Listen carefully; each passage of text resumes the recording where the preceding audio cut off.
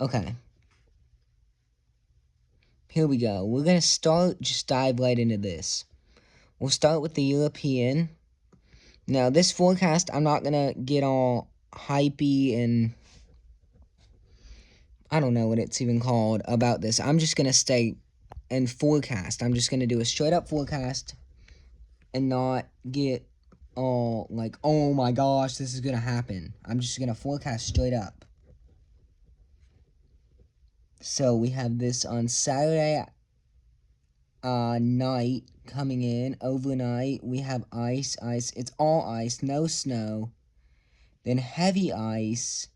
And then freezing rain with thunder ice. Severe thunderstorms. See that red down there? That's severe thunderstorms. We could have thunder snow, thunder ice, whatever you want to call it. I've never seen thunder ice. I've never even heard of that. I didn't know that was a thing. But you see this green over here? On the GFS, this is saying a totally different story. If we go to the GFS,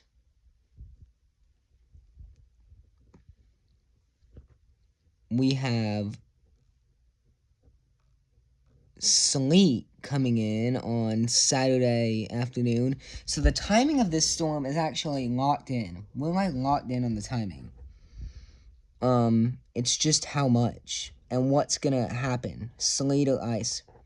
We know we're gonna get ice. We know that for a fact. It's just, are we gonna get snow and sleet with that ice, or is it gonna be all ice? The GFS is saying snow to start, some light snow to start. Then it transitions to all sleet. Then ice comes in, heavy ice, much heavier than the European, like never seen colors that dark type heavy. Then it moves out, and this next system is definitely, this next system could make this first system look small. If you look at that dark blue, you see that dark blue coming in? That's heaviest snow you can get. You can't get any darker. If I scroll down, see, you can't get any darker. See that? That's the darkest you can get on the meter right there. See that meter? That's the darkest you can get. Not there. We're going backwards. We need to be... Okay. That's the darkest you can get on the meter down there. That's darker than the darkest that it shows on the meter. See that? That's literally darker than the darkest color on the meter. Which just goes to show...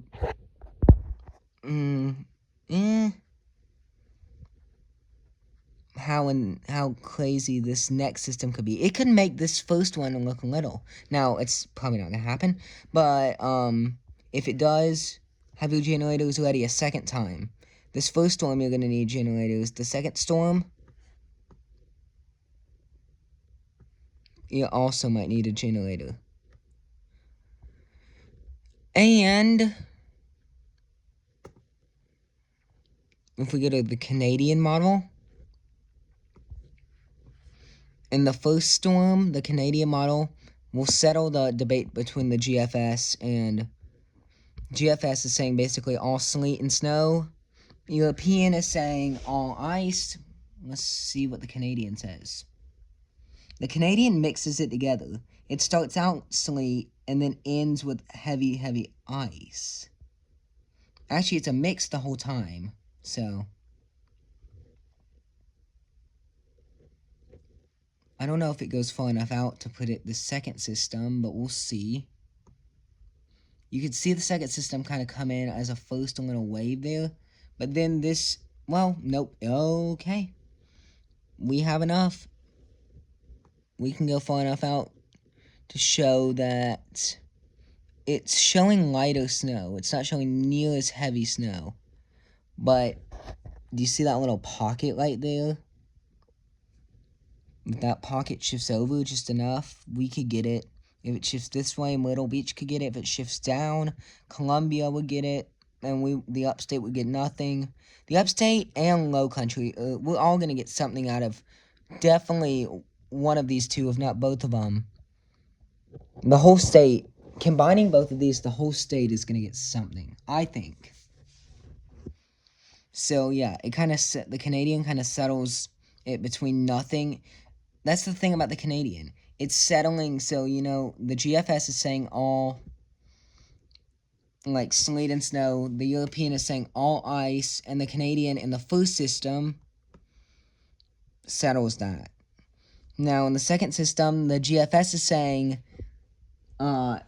heavy, hefty, like darker than the meter can even go type snow. The European is saying it totally misses us.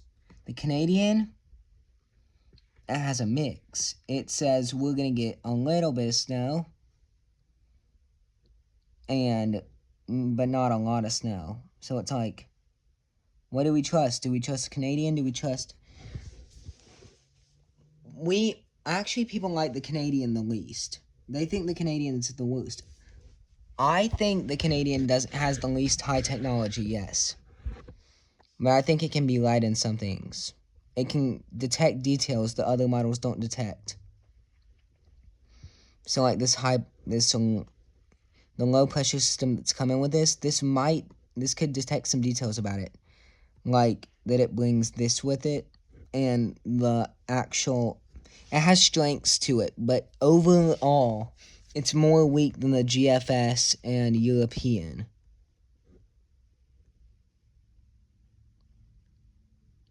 One more thing. Let's look at this high-res model for the snow and ice. Oh, so it's saying nothing. Actually, no, it's not. That's wrong. It's saying sleet. It's saying all sleet. All sleet. See how this sleet comes through?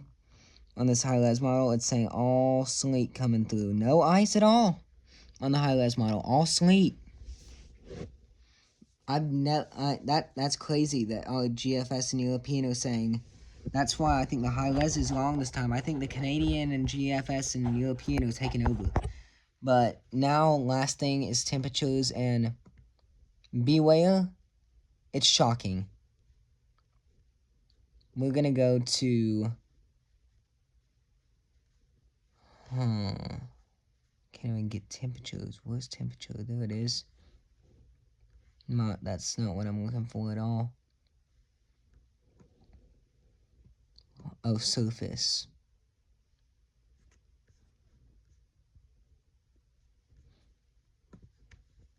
There we go.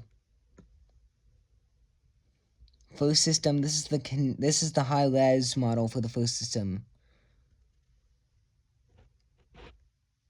See, it doesn't go far enough out to get after the system though. So that's what the GFS is for. These numbers have been very low. Oh, I skipped past it way too fast. After this first system, we have numbers that are like... So they went up, actually. They went up from... They were saying negative in the negatives, and now it's saying 10. So it's still low, but we're not done. The next system that comes is saying... in the negatives. -5 in Greenwood.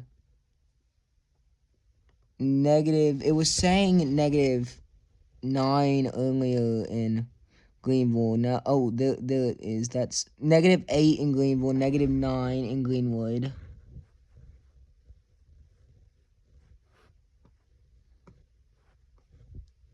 Oh, there's where it says those negative numbers. Yeah. -7 in Greenwood, -3 in Greenville.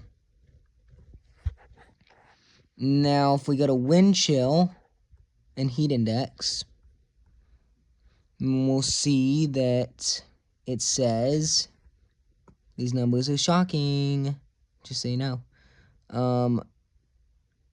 In this first system, -9 in Greenville, -14 in Greenwood. And then the second system, it's saying...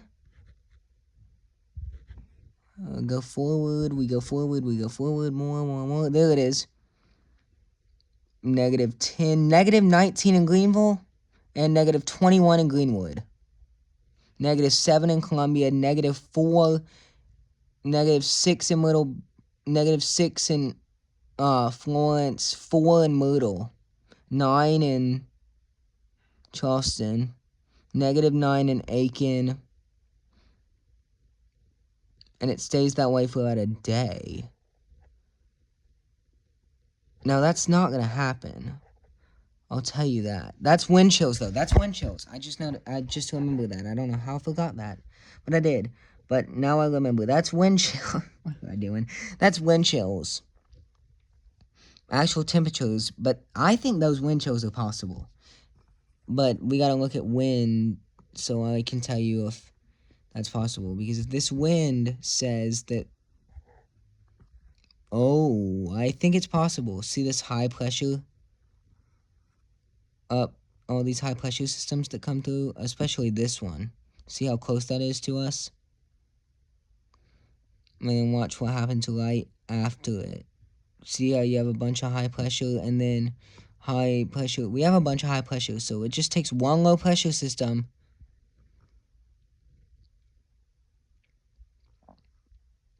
One little surprise, tiny low pressure system with all this high pressure to cause a snowstorm. But you see that wind? There you go. There's some good wind model. But yeah. Basically, those wind chills I think are possible. And that's just the GFS.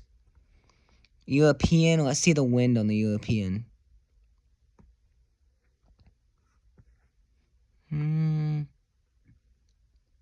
So still showing up as some good wind. Maybe not as windy, but still windy.